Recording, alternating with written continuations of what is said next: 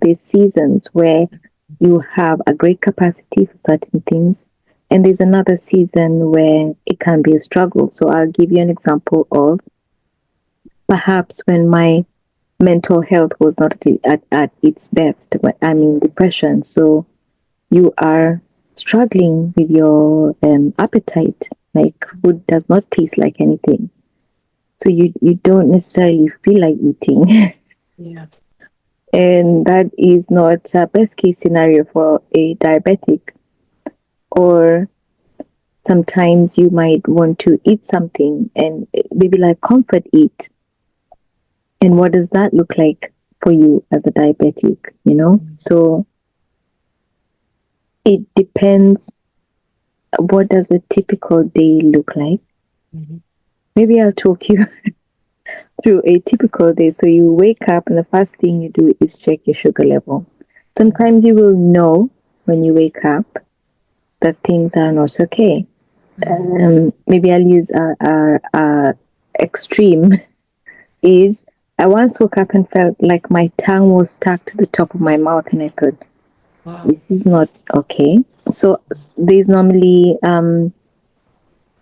what they call alarms that you can set for low sugar or high sugar on the continuous glucose meter.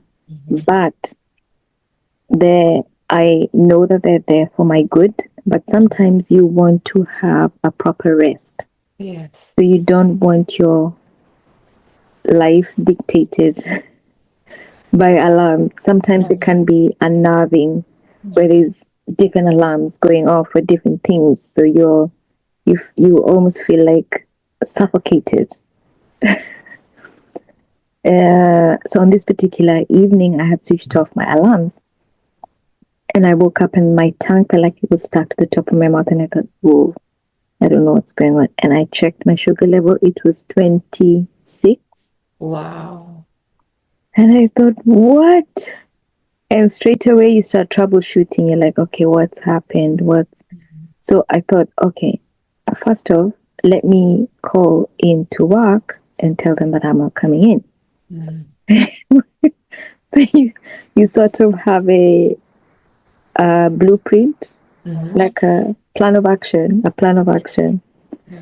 And then that was the first plan of action. So socially, and then for your self care, you Mhm. have another plan of action. So here in the UK, you have something called sick day rules. Mhm. So you start applying those sick day rules, Mhm. which would involve things like so troubleshooting what happened. So you would take your insulin pump, check for bubbles. So as soon as I took off my insulin pump, I realized that the tubing had come off Ah. from the whether I don't know what to call it, where it so the insulin pump is like a small gadget, Mhm. like a mini computer, I'd say, that is a drip, I'd say, works the same way as a drip. So Mhm. it infuses insulin into you through the day. And then you set different parameters, and those can change too, because your body can react differently to insulin at different times of the day. Mhm. Uh, so I realized that that had detached from my body. Mhm. That was like, oh, okay.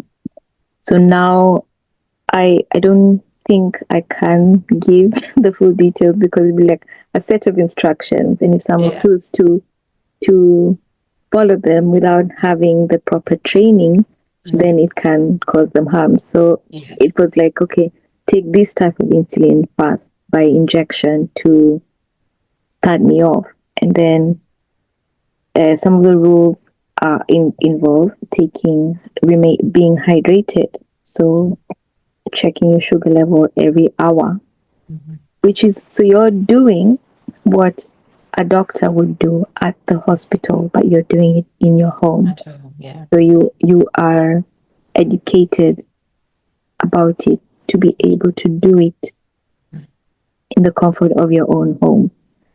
Um, and that is a strength, I suppose, with the UK system. So they're very you, as I said, it's very education based. So you're not just doing it on your own. How can I say? Or you're not just struggling or just coasting, just going through and you don't know what to Yeah, do. You're it's not always, yeah. the guided instructions. Then you have them as a soft copy, as a hard copy. Even when you go into the clinic, they'll ask you, did you apply the sick day rules?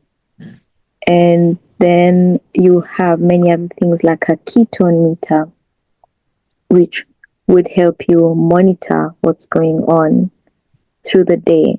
But you also are at peace knowing that if all of that does not yield any results, then you can go to accidents and emergencies and be able to get like a more hospitalized care. Yeah, or like more medical intervention than you can do for yourself Yes. and at home. Yeah, yeah, Yeah. Yeah. yeah, yeah. So that was that day as a typical day. Yeah, so things can change. Yeah. Things like you said before, things cannot work, and now this one, the pump, it was detached, and that's why your blood sugar levels were high. And I think you mentioned before how you educate your team, and I think I want to educate people on a few things here. So you said Yeah. your blood sugar level was 26. So give us an Yeah. idea. What Yeah. is a high blood sugar level? What is a low one? What is an okay one? So here I would approach with caution Mhm. because for some people, a certain sugar level is good for them. Yes. So for me, I have set mine between 4.9 and Mhm. 10. So it's a range. So anything between that is good for me. Anything For you, above yeah. 10, then I'd start to be a lot more keen and pay more attention as to what's going on and be a lot more proactive in terms of working around that. So 26, Mhm. Is 26 is like all the way up there. yeah, yeah. That's why, And like, what would happen? What would happen yeah. if you didn't do anything and it remains at 26? So what would happen is I would go into diabetic ketoacidosis, Mhm. which is when your body cannot digest. So insulin is like a key that opens your cells to be able to take in, to mop up the glucose from your system and use it for energy, Mhm. to get the glucose into the cells to be used as energy. So where insulin is absent, you don't have a key. So your body then goes into a compensation mode because you need to be kept alive. So then it starts digesting fats, um, which can be because that is not the order in which the body, that is normally like a secondary response. Yes. So it has other implications on like your major organs, Mhm. your eyes, your nerves, and things like that. So the longer that goes on for, the more potential it has to cause harm. Yeah. So you want to pick it up quickly and treat it quickly and get back to normal, Yeah. whatever that means. Yeah, exactly. Yeah. And for you, you said, did you say your target, the lower side is 5.2? 4.9. 4.9, sorry. So Yeah. now what happens if it goes below 4.9? So at around 4.9, you will start to feel different symptoms. You and I realized that through the years, these have changed. So in the beginning, it would be like a soft tremor. And then sometimes it's just like a sweat, like you feel clammy and sweaty. Sometimes I found that people say I have a blank look on my face. Mm. So confusion. Yeah. Um, Sometimes you just feel weakness or like you are a little bit lightheaded. Mhm. Other times, what are the other symptoms? Or your hands. Have you ever fainted before? So I have fainted in my sleep, Mm. which we'll get to at some point in terms of trauma. Mm. And that's what would happen. So at that point, you would need to take a quick acting form of the so quick acting as in one that can be digested quickly. So an emergency. You're essentially performing first aid on yourself. Yeah. And then they have found that through research, through scientific research, that it takes you up to like a minimum of 45 minutes for your brain to get back to like a sense of normality. So, for Mhm. example, for drivers, they tell Mhm. you if you have a low sugar, park your car and don't get back on the wheel uh, for a duration minimum of 45 minutes because Yeah. that affects your decision making. So it's safety not just for yourself, but also for the other drivers on the road. Mhm. Yeah. Yeah. So so both levels, both sides, whether it's too high or too low, it really Uh-huh. has significant implications. And what I was asking is exactly like your friends who've noticed when you have this blank look. I guess you've educated them or they know somehow. So I feel it's Yeah. important for people to know, first of all, the ranges will be different for each person. So those are Yeah. yours. That's not to say somebody needs to be working on your ranges. Everyone will Yeah. have their own. Yeah. And then, but on both sides, there's going to be significant impact. And so what we can do is we can continue to learn so we can Mm-hmm. be able to support people so we can see, oh, when Mercy has a blank look, something is not right. And listening to your body is key. So even Yeah. for us who are supporting or who are around someone who is diabetic, we need to know these things Mm-hmm. just to say, we can't say, oh, I'm not diabetic, so I don't have to know. You will have someone around you who may have Yeah. it, and it's so wonderful if we know how to support them practically. So, yeah. So then now you've mentioned you use different things to monitor yourself. You've got the pump, the insulin pump, you've got the continuous glucose meter. Sometimes you'll go back to the finger pricking to Yeah. test your blood sugar levels. Um, of course, you've got your insulin. And then the challenge for many people is how do you determine the right dose? So, what can you say on that? Because I know a lot of, even from my pharmacy background, a lot of people struggle with this. So, what's the best way to go Mm. about adjusting your dose? In terms of adjusting the dose, Mm. I would start off with being aware of your insulin sensitivity factor. So, your insulin sensitivity factor is one unit of insulin. How okay? The insulin sensitivity factor is like how sensitive are you to one unit of insulin? How does your body react Mhm. to one unit of insulin? And that would need to be done alongside your healthcare professions. So in the UK model, that is, I would say, a very straightforward, very easy thing to determine. And I would advise people, so for the UK population, is be very proactive with your health. Take notes. I take notes. They're taking notes. I'm taking notes. I go into the doctor's room or whoever with questions. Yeah. How can I do this? Or this is not working, or stuff like that. So we're working together. Mhm. In the Kenyan model, I would say there's a lot of gaps. However, they can be bridged if you're very keen. And I understand that in terms of testing means that you incur higher costs. I would ask people, so you can have a round of alcohol that maybe costs you more than your insulin, but you cannot take the time to allocate funds for your insulin. I'm not saying, if you can long term, it's good because it informs you. So you know what you're working with. But I would tell people, for example, in a 3 month period, just take 2 weeks and say, in these 2 weeks, I'll be really keen.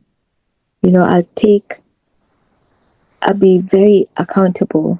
Maybe write a food diary, what you ate, how much carbs you think it is. Well, if you don't know about carbohydrate counting, maybe just take a note of the meals, or maybe how you feel, what's going on, and then start to look for patterns. I think the patterns inform you of a lot more of what is going on. So you think, okay, if I eat this meal at this time, what happens 2 hours after? So you've had a big cost in terms of like testing your test strips or things like that for 2 weeks, but that 2 weeks will help you like implement the changes. It will inform you. It will give you pieces of information that you can action, so actionable points for the next few months, and then you can review it again after 3 months. I'm not.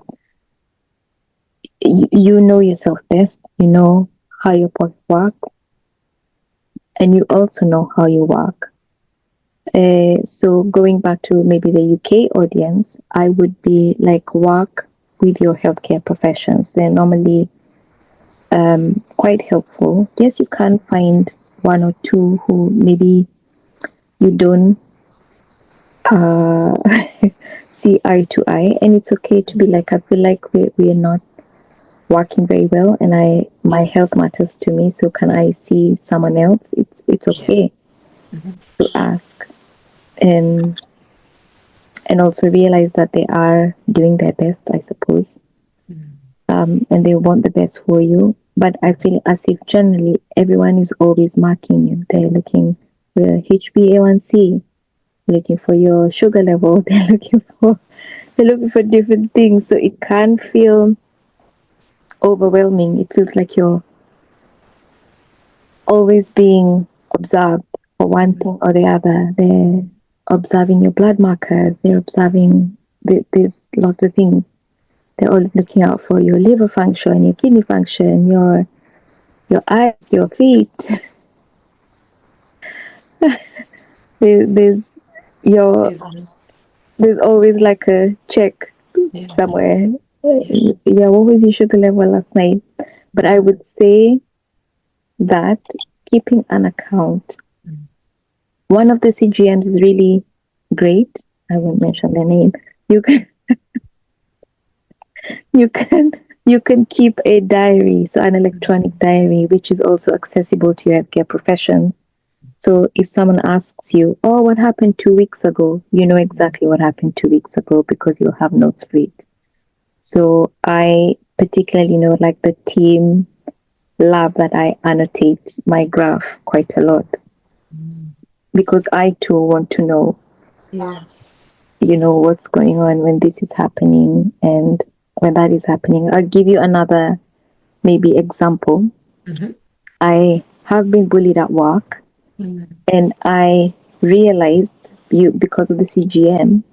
So it's always checking sugar level, that when this person comes to address me or whatever, depending on the situation, Mm. I have just an abnormal peak Mhm. in my sugar levels. Mhm. And that helped me join the dots that I am having a fight or flight reaction. Mhm. So my body is reacting and seeing that person as being unsafe. Mhm. And in order to bring me safety, it just dumps glucose in my body because it's expecting me to fight them Yes. or get away from them. Mm-hmm. And I was able to submit that to HR as Mm-hmm. a evidence. Yeah. So it CGM, continuous glucose monitoring, is has been great. Mm-hmm. Yeah. Amazing. And you said so many things there. Let me see which one to go into. Because I Sorry. love how you said, you've spoken up at work and you had the evidence and you submitted it to HR. And I feel especially, maybe the experience of someone in Kenya versus the experience of someone in the UK will be different in that there's the racism factor. Yeah. So it's so important, first of all, as any patient, to advocate for yourself, to speak up for yourself, and especially for Black people or people from ethnic minorities, it is so important to speak up, because if you don't speak up for yourself, who will speak up for you? You're the one in that situation. So it's so important, even when it comes to your healthcare professional, to be honest and say, I don't feel we are meshing, or I don't feel I'm being understood, and my health is important to me. And that is so crucial, because then it means something can be done about it, and then the focus is on your health and you getting better and you having quality of life. But if you don't speak up, then nothing changes. Meanwhile, your health is suffering for it because you don't want to, or maybe you don't feel the courage enough to speak out. Maybe you feel it will actually work to your disadvantage, that now you'll just be marked off and flagged off as a difficult patient. You're not being difficult. You want the best for your health. You've expressed that. So that is Mm. so, so key. And I really love that you've shared that and that you've done it. And that also Mm. you connected the dots. Your blood sugar was peaking, and then you can see, no, it's actually because of this situation. You've called it what it is, and it was dealt with. You had the evidence, and I think that's really, really key for diabetics, and just key for anyone who's suffering a long-term illness. And on that note of the peak, when this person was around you, so it shows, your blood sugar level can be affected by different things: food, stress, so illness. So what's the best way to go around it once you've connected the dots and you've seen, this is making it go up, this is making it go down? What's the best way to manage diabetes, yeah, during illness or stress? Okay, so in the UK model is apply sick day rules. Mm. So it would be